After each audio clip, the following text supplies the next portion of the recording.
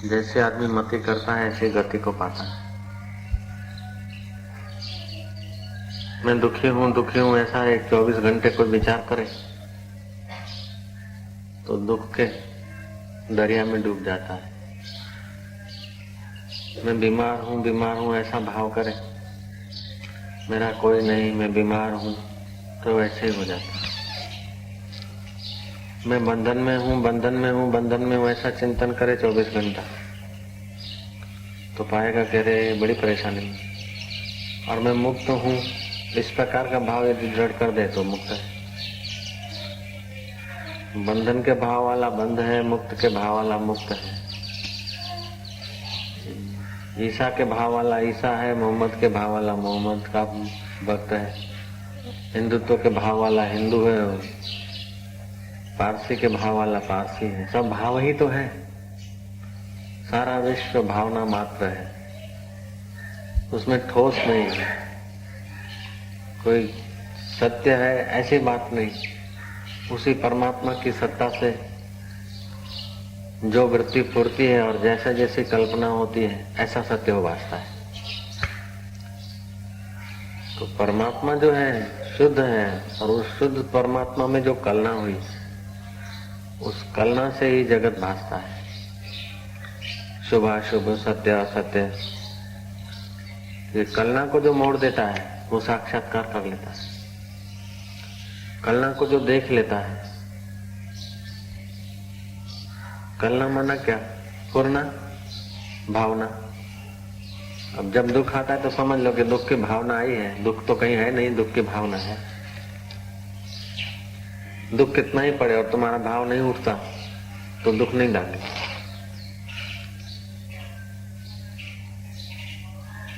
अस्पताल में कितने ही लोग मरीज मर रहे हैं, सड़ रहे हैं, गल रहे हैं, चीख रहे हैं, लेकिन उन मरीजों में तुम्हारा भाव नहीं है, अपना तो ममता नहीं है तो कुछ नहीं। और जिसमें तुम्हारी ममता होती है, शत्रु में वैर होता है तो शत्रु जब बीमार पड़ता है, कटता है, ऑपरेशन होते हैं, आदि फैल होता है, तो आपको आपकी चेतना में सुख का भाव पैदा हो जाता है। हर उससे बोले और जब मित्र को सुख मिलता है तो आपके अंदर सुख का भाव पैदा होता है। कि जगत भावना मात्र है। वेदांत पढ़ना चाहिए, वेदांत बुद्धि, लेकिन वेदांत सुनकर मनन करना चाहिए, नहीं तो रोते ही रहेंगे चाहे कितना भी ध्यान हो जाए। जब तक वेदांत का मनन नहीं होता, आत्मज्ञान का मनन नहीं होता, इस परमात्मा चेतना की कलना का रहस्य आदमी नहीं समझता, उस रहस्य में टिकता नहीं, तब तक ये कलनाओं के चक्कर में मारा फिरता है।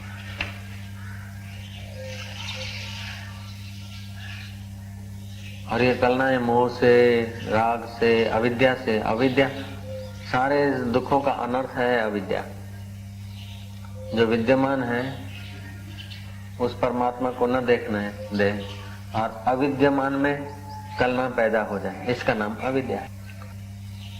जरा ऊंची लेवल का है थोड़ा, ये समझे बिना परम शांति के द्वार नहीं खुलते। तो जगत फुरना मात्र है और जैसा जैसा फुरना करते ऐसा सत्य उभारता है। लीलावती का पति फुरना कर रहा है युद्ध होने का, और उसका शत्रु और उनकी युद्ध हुई तो शत्रु का दृढ़ निश्चय था कि मैं जीतूं और मुझे राज्य मिले पृथ्वी का। लीलावती का पुरुष पति का विचार था ठीक है जीत लेंगे, नहीं तो भगवान के पास जाएंगे। तो उसके संकल्प में, उसके पुण्य में थोड़ी दृढ़ता कम थी, तो जिसके संकल्प में दृढ़ता कम थी वो हार गया, और जिसमें दृढ़ता ज्यादा थी वो जीत गए। लीलावती रोई और सरस्वती देवी प्रकट हुई, उपास्य देवी को पूछा कि मैं तुम्हारी पूजा करती हूँ फिर भी मेरा पति क्यों चला?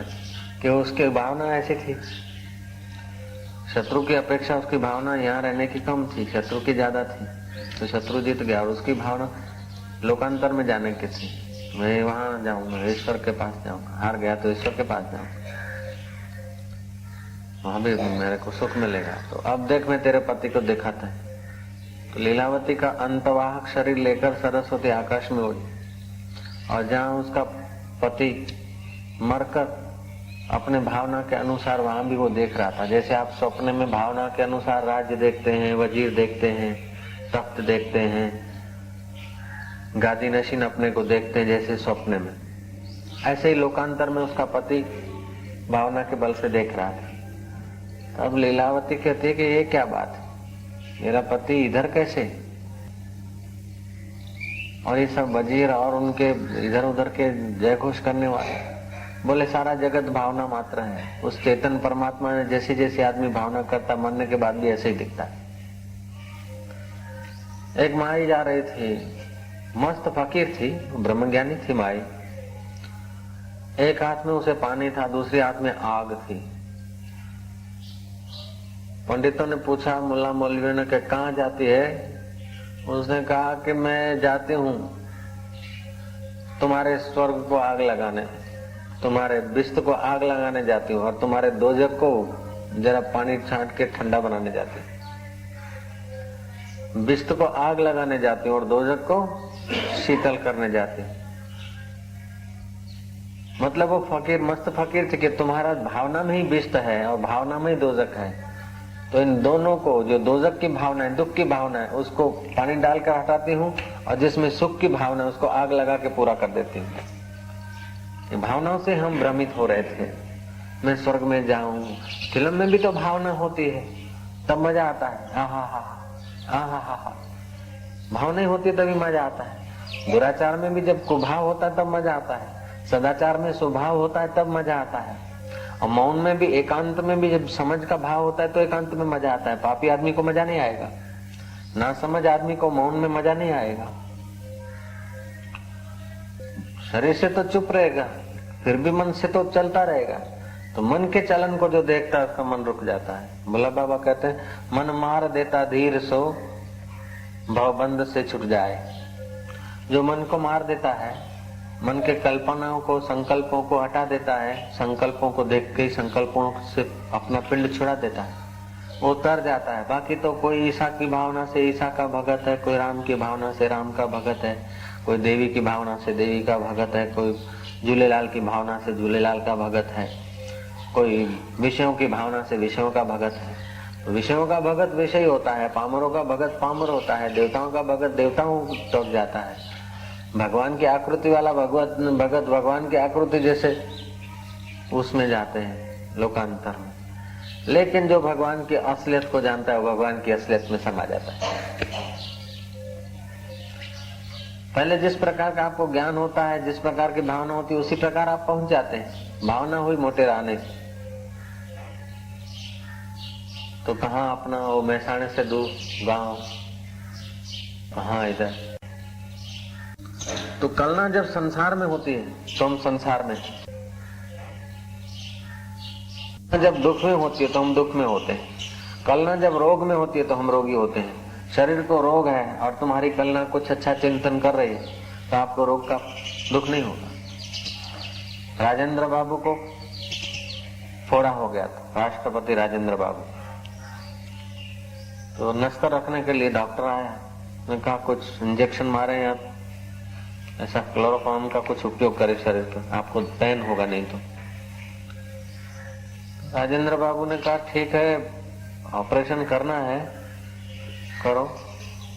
ऑपरेशन करने की तो मना नहीं है, लेकिन ऐसा है कि ठहरो जरा, मैं गीता पढ़ता हूँ, 2-5 मिनट छोड़ देना, मैं गीता पढ़ता हूँ। गीता में पढ़ते पढ़ते मैं अपनी भावना गीता के ज्ञान में स्थित कर दूंगा और तुम अपना ऑपरेशन कर लेना। राजेंद्र बाबू ने गीता पढ़ी, ऑपरेशन करने वाले ने जो नस्तर रखना था, छोटा सा ऑपरेशन करना था, कर दिया। जब गीता रखी तो बोला बहुत दर्द होता है। मैंने पूछा कि इतनी देर आपको, जब चक्कू घूम रहा था दर्द नहीं हुआ? बोले उस वक्त मेरी कलना भावना उधर ज्यादा थी, इधर कम थी। होता तो था लेकिन इधर गौण वृत्ति थी और वहां गीता में मुख्य वृत्ति थी। अब गीता छूट गई तो दोनों वृत्ति यहाँ आ गई। ऐसे ही जो ब्रह्मवेता महापुरुष हैं तो वे जगत में जब होते हैं, जगत के व्यवहार में जब उनकी कलना होती है, तो जैसे हम लोग हैं ऐसे ही वे लगते हैं। खाते हैं, रोते हैं, राग द्वेष खिंचाव तनाव, मेरा तेरा, ये वो सब हम में और उनमें तनिक भी फेर नहीं लगता, क्योंकि हम वहीं जीते हैं, वो भी वहां जीते हुए दिखते हैं, लेकिन उनकी जो कलना है, उनकी जो भावना है वो बाधित हुई है। उनका सारा जो व्यवहार है ना, भुने हुए बीज की तरह है। इसलिए उन्होंने जब तत्व साक्षात्कार किया तो पूरी अविद्या अपने कार्यों सहित बाधित हो गई। पूरी अविद्या जब कार्यों सहित बाधित हो जाती है तो फिर अविद्या के कार्य हम जैसे ही वे करते हुए नजर आते हैं। हो सकता है कि हम देखें तो उनमें आरोप भी करें कि हमारा मन एमना शो, फिर हमारा एमना करता हमें थोड़ा हारा चाहिए, ऐसा भी लगे। जैसे घाट वाले बाबा हैं तो खान पान में थोड़ा अशुद्धि दिखती है, तो लगता है साधक को कह रहे ठीक है बाबा जी तो ज्ञानी तो है, लेकिन इनसे तो वो फलाना महाराज जो है बड़े अच्छे पवित्र रहते, ऐसा ठीक है। लेकिन उनके लिए सारा जगत बाधित हो जाता है, सारा जगत अविद्या का कार्य हो जाता है। तो अविद्या का कार्य होने के नाते उनकी गौण वृत्ति और मुख्य वृत्ति दोनों वृत्ति अध्यारोपित दिखती है। अध्यारोप समझता है ना? अध्यारोप का मतलब है कि जैसे है तो भाई रस्सी, एक ने कहा कि सांप है, दूसरे ने कहा नहीं सांप नहीं है, ये तो दरार है। तीसरे ने कहा दरार कैसे हो सकती है, तो पानी का लीटा है। चौथे ने कहा लीटा भी नहीं है, सांप भी नहीं है, ये डांग है। पांचवें ने कहा डांग वांग नहीं, मरा हुआ सांप है। तो ये सब उसमें अध्यारोप कर रहे हैं। अध्यारोप उन लोगों का इतना ठोस है, रस्सी वाले को रस्सी भासती है, सांप वाले को सांप भासता है, दरार वाले को दरार भासता है, सबको अपने अपने तर्क ठीक लगते हैं। लेकिन जिसको असलियत पांच भूत दिखते हैं वो समझता कि ठीक है जो तुम जैसे भावना करते ठीक है, बराबर है, तू भी सही है, तू भी सही है, तू भी सही है, तू भी सही है, लेकिन सही होने की तुम्हारी कल्पना है। जगत में ऐसा कुछ नहीं है जो यथार्थ हो। जैसी जैसी भावना होती, जैसी जैसी कलना होती, अष्टावक्र महाराज कहते हैं मुक्ता अभिमानी मुक्तो। मुक्त अभिमानी जो है, मैं मुक्त हूँ, चैतन्य हूँ, ऐसा जो भाव करते हैं, ऐसी जो कलना पक्की होती तो मुक्ति का अनुभव करते हैं। और मुझे ये नहीं मिला, मैं दुखी हूँ, तो वो दुखी हुए। अब मैं हिंदू हूँ तो हिंदू भासता है, मैं मुसलमान हूँ तो मुसलमान भासता है। इस अंतर्यामी आत्मदेव का ऐसा चमत्कार है कि जैसा जैसा भाव करो, जैसे जैसे वातावरण में रहो, जैसी जैसी कलना क्रिएट करो, ऐसा हो भासता है। हार तो नहीं जाऊंगा तो हार जाएंगे। ये नहीं है कि ज्यादा लोग जीते हैं, जीत सकते हैं, ज्यादा लोग जो होते हैं वो जीतते हैं, ऐसी बात नहीं है। कम संख्या के लोग हारते हैं, ऐसी बात नहीं है। कलना किसकी ज्यादा है, दृढ़ता किसकी ज्यादा है? जिनकी दृढ़ता ज्यादा है वो जीतते हैं, और जिनकी दृढ़ता कम है वो हारते हैं।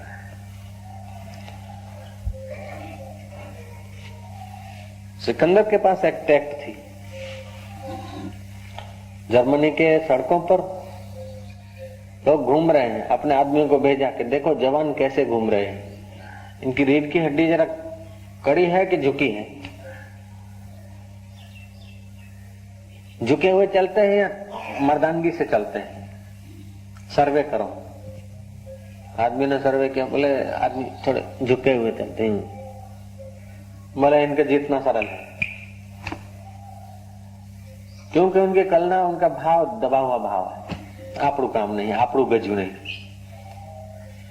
God helps those who helps themselves. परमात्मा उसे मदद करता है जो अपने आप को मदद करता है। हिम्मते बंदे मददे खुदा, बेहिम्मत बंदो बेजार खुदा, कहावत है। तो ऐसा नहीं है कि तुम बेहिम्मत होते हो और वहीं कोई आकाश पाताल में कोई खुदा नाराज हो जाता और फिर आदमियों को भेजता कि इसको हरा दो। तुम हिम्मत करते हो तो कोई आकाश का खुदा राजी हो जाता और अपने गुप्तचर भेज देता और तुम्हें मदद करता है। नहीं, ऐसी बात नहीं। तुम्हारे भाव ही तुम्हें मदद करते हैं और तुम्हारे भाव ही तुम्हें गिरा देते हैं। कोई आकाशचारी आकर तुम्हें उठाता नहीं और कोई गिराता नहीं। वेदांत को समझो तो जीने में इतना मजा आता है, जीतने में इतना मजा आता है, हारने में इतना मजा आता है, महाराज क्या कहा जाए। एक अलमस्त तप्तवेता फकीर घूम रहे थे जंगल में अपनी निजानंद की मस्ती में। बोकोजू उसका नाम। बोकोजू को अटकते थे। बोकोजू को 8 आदमियों ने देखा जिनका धंधा था जंगल में से आदमी पकड़ के ले जाना और गुलाम करके उसको बेच देना।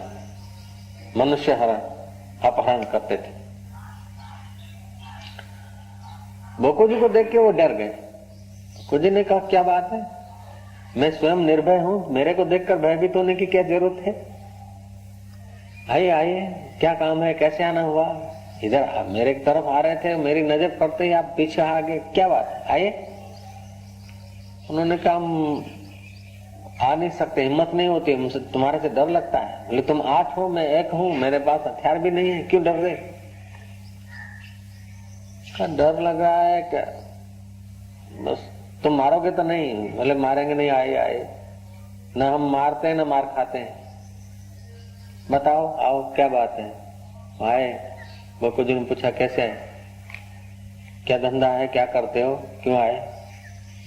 बोले, धंधा हम क्या बताएं, हम आदमी पकड़ते हैं और उसको गुलाम करके बेचते हैं और हमारा इरादा था कि तुम्हें पकड़े, लेकिन तुमको देखकर हिम्मत नहीं होती तुम्हारे नजीक आने की। अब वो 8 आदमी है और गुंडे हैं, उनका स्वभाव है मनुष्य पकड़ना, अपहरण करना। लेकिन बोकोजू एक ऐसी सत्यता पर खड़े हैं जहां उनकी वृत्ति बूढ़ी हो जाती है। बहुसंख्या से यदि होता तो उनके पास हथियार है, 8 आदमी हैं और बोकोजू अकेले हैं। बहुसंख्या सफलता का चिन्ह नहीं है, दृढ़ता सफलता का चिन्ह है। एक आदमी यदि अपने स्वरूप में टिक जाए अच्छी तरह से और वो अड़ जाए कुछ करने को, एक ही आदमी, केवल एक आदमी,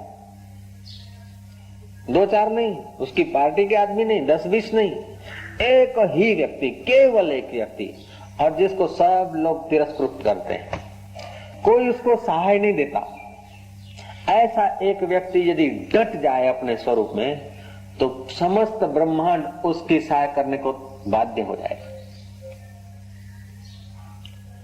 सारे दुनिया के लोग उसके पक्ष में होने को बाध्य हो जाएंगे, पहले हिलाएंगे, अब हिला नहीं तो, मैं डट जाने को कहता हूं, हिला नहीं तो सारा संसार उसको सहाय करने को बाध्य है। भोग में न हिला, स्त्री में न हिला, धन में न हिला और अपने असूल पर अडिग रहा तो दुनिया उसकी हाँ में हाँ मिलाने को बाध्य होगी ही। लाचार होकर उनको सहयोग देना पड़ेगा। कथा आती है पंचदशी में।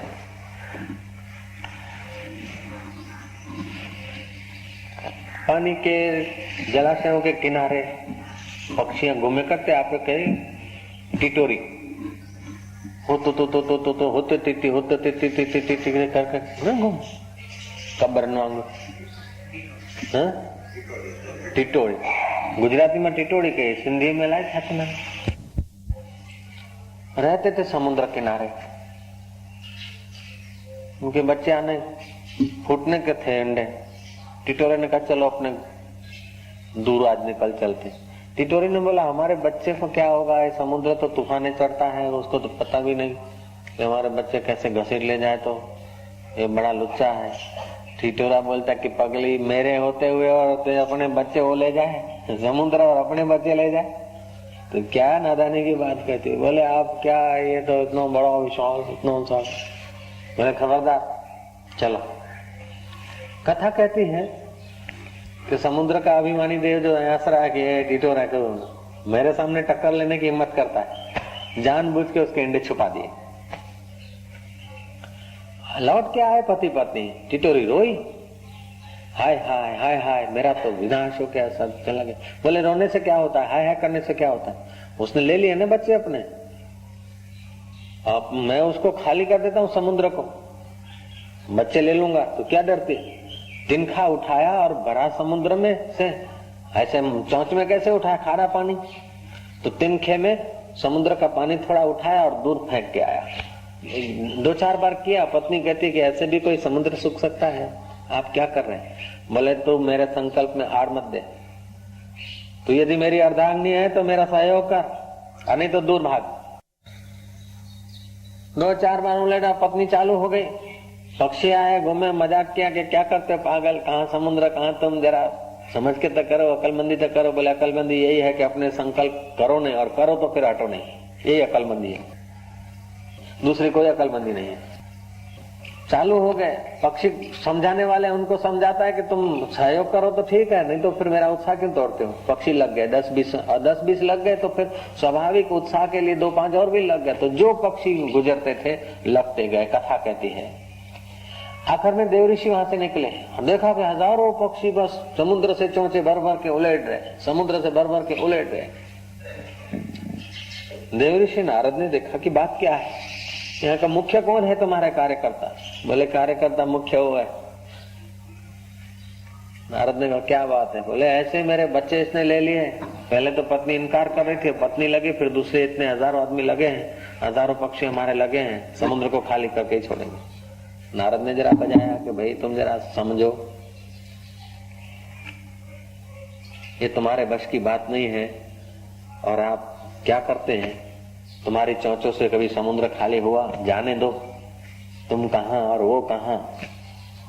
टिटोरा बोलता कि तुम संत होकर, देव ऋषि होकर हमारा उत्साह भंग करते, संत होकर हमें पिंगला बनाते। तुम्हारा तो दर्शन करके लोग, निरुत्साही लोग उत्साहित हो जाते हैं, नामर्दों में मर्दानगी आती है और मर्द परम मर्द हो जाते हैं, और आप हमें नामर्दी भर रहे हैं। गुरुजी क्षमा करें, ऐसा कौन सा मेरा पाप उदय हुआ कि आप हमें नामर्दी भरते हैं। नारद ने कहा नारायण नारायण, में नामर्दी नहीं भर रहा था, कितनी मर्दानगी छुपी है वो जरा टकोरा बजा रहा था यार। समुद्र खाली क्यों नहीं होगा, समुद्र को मत चढ़ा है, और जिसको मत चढ़ता है उसका तो मत टूटता ही, प्रकृति का नियम, अब तुम्हारे द्वारा ही टूटेगा।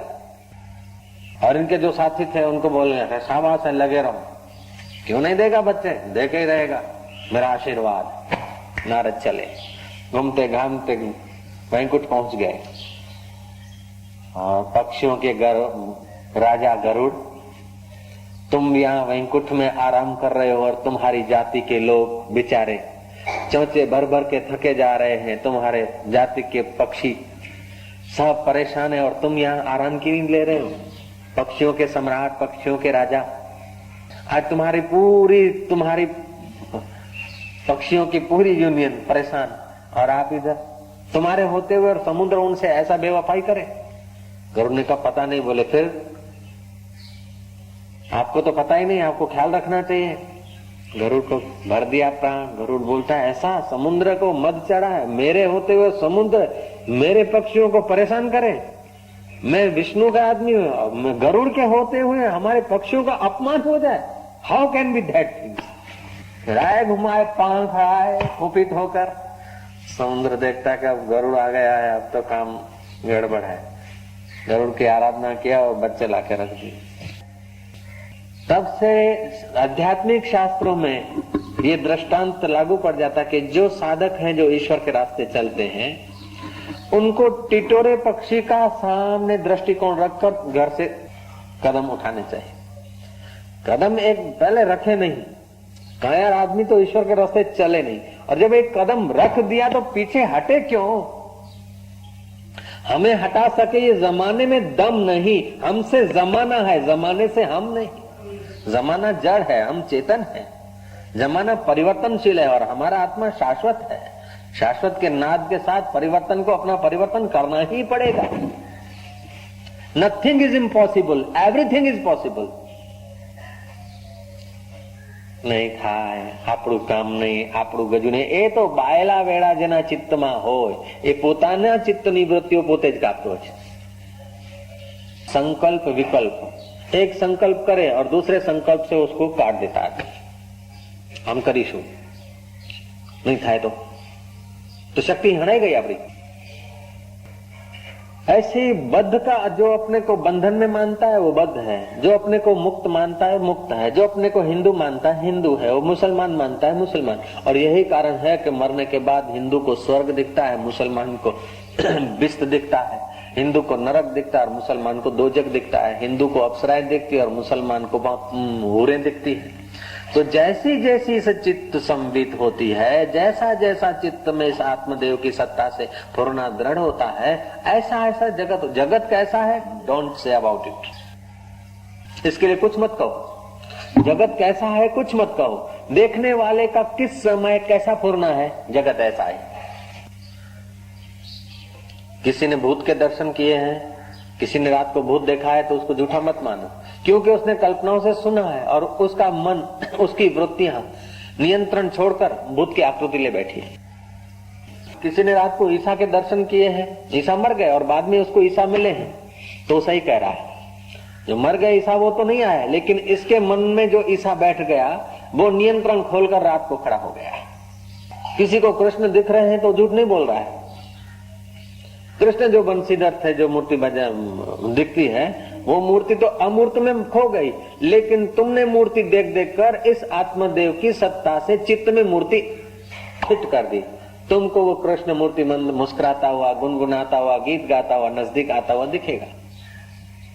मीरा की कल्पना जब दृढ़ीभूत होती थी तो कृष्ण मुस्कुराते हुए नजदीक आते थे, और कल्पना जब विच्छेद हो जाती थी कुटुंबियों के कारण या वातावरण के कारण, या कल्पना एक जैसी रहती भी नहीं, तो कल्पना जब खो जाती तो कृष्ण अदृश्य हो जाते, फिर मीरा रोती।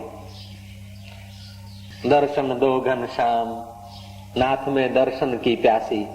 अब दर्शन देने को वो आया नहीं था और दर्शन से हट भी नहीं गया, तो उसकी चित्त वृत्ति जब दृढ़ीभूत हुई तो कृष्ण का रूप लेकर आ रहे तो आते हुए देखे, चले तो न जाएंगे, वो चले गए। भागवत में प्रसंग आता है कि गोपियों ने श्री कृष्ण से प्रार्थना की कि अधरा अमृत का दान करो प्रभु, धरती इति धरा। जो पृथ्वी का सुख है वो धरा अमृत है, जो पृथ्वी पर न मिल सके, पृथ्वी के पदार्थों से, विषयों से जो न सुख मिल सके, वो है अधरा अमृत। 5 तत्वों के सिवाय, पंच भौतिक पदार्थों के सहयोग के सिवाय जो सुख है वो निर्विषय सुख है, अनआर्टिफिशियल सुख है। आर्टिफिशियल सुख तो रानियां लेती है, लेकिन हमें प्रभु ये आर्टिफिशियल सुख नहीं चाहिए, हमें अधरा अमृत का दान करो। और श्री कृष्ण ने बंसी बजाई, बंसी के नाद से उनकी चित्त की वृत्तियां जो फैली हुई थी वो एकाग्र हो गई। अब एकाकार हो गए तो आनंद आने लगा। आनंद आने लगा, किससे आने लगा? बंसी से नहीं, बंसी एक माध्यम बनी। बिखरी हुई तुम्हारी संवित, बिखरी हुई तुम्हारी वृत्तियां तदाकार हुई, और कृष्ण में श्रद्धा थी, भाव था। जहां श्रद्धा और भाव होता है वहां तदाकार वृत्तियां जल्दी होती। इसीलिए आध्यात्मिक जगत में शर्त रखनी पड़ती है कि श्रद्धा है कि नहीं है।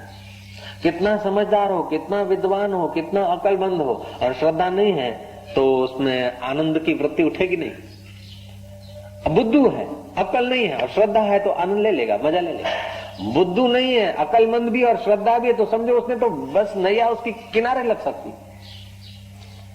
इसलिए गीताकार कहते हैं, श्रद्धावान लभते ज्ञानम तत्पर संयते इंद्रिया। श्रद्धालु भी हो और इंद्रियों को संयत करने की कला अटकल हो, ज्ञान को उपलब्ध हो जाएगा। जिसके पास श्रद्धा नहीं है